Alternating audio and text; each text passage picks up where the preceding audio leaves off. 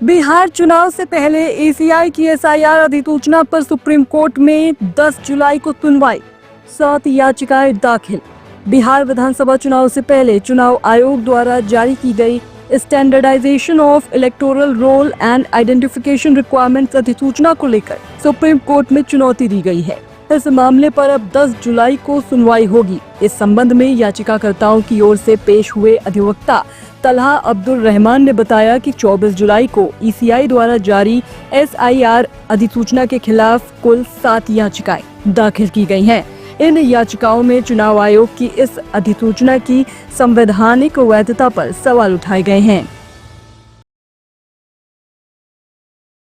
Electoral rolls Election Commission of India ने 24 तारीख को घोषित किया है, उसके खिलाफ याचिका दायर करी है। करीब 7 पिटिशनें हैं जो फाइल हुई हैं। उसमें ग्रीवांस ये है कि इलेक्शन कमीशन के पास स्टैट्यूटरी पावर नहीं है इस तरीके से समरी इंटेंसिव इलेक्टोरल रोल को रिवाइज करने की। प्लस इनके कई सारे क्वेश्चन हैं जो रूल्स के बाहर जा रहे हैं।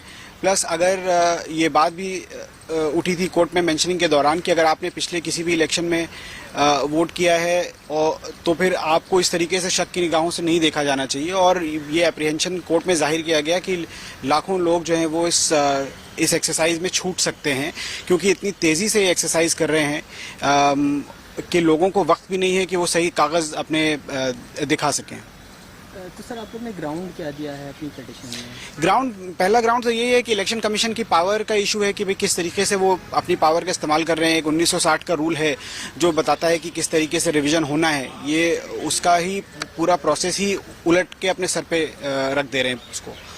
तो ये मेन ग्राउंड है। और दूसरा ये है कि इलेक्शन कमीशन का जो रीजनिंग है इतनी जल्दी एक्सरसाइज करने का, इतना लास्ट मिनट पे करने का और इतनी तेज़ी से करने का कि कई लोग उसमें छूट सकते हैं। हमारी जो डेमोक्रेसी है वो इंक्लूजन पे बेस्ड है, ज़्यादा से ज़्यादा लोग आकर अपना वोट दे पाएँ, ये नहीं कि ज़्यादा से ज़्यादा लोग छूट जाएं। तो उस प्रणाली को भी रिव्यू करने की इसमें रिक्वेस्ट करी गई है। आज सर सुप्रीम कोर्ट में मेंशन इसमें क्या रहा है? आज सुप्रीम कोर्ट में इसको मेंशन करा गया तो कोर्ट ने जो है थर्सडे की डेट दी है 10 तारीख की, तो तब इस पर सुनवाई होगी। 24 के जो इलेक्शन को उसको आप क्वालिफाइंग लिस्ट क्यों नहीं मानते? भाई 24 में तो हमने वोट दिया, अब 25 में आप कह रहे हैं कि डॉक्यूमेंट दो। तो ये हमने उनसे पूछा और हमने उनको बताया कि आपने 2024 में वो जो वोट डालने दिया, आप 25 में डॉक्यूमेंट पूछ रहे हैं, तो ये तो 2 क्लास ऑफ वोटर्स आपने क्रिएट कर दिया जो आर्टिकल 14 का वायलेशन है। आप कोई रीजनेबल जस्टिफिकेशन नहीं दे पा रहे हैं।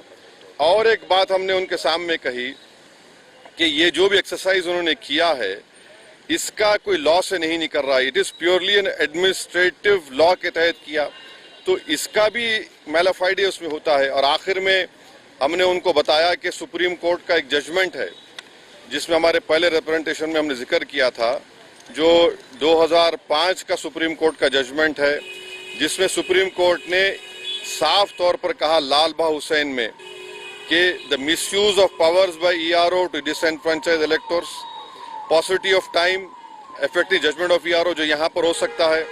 Bureau report, team Srijan news.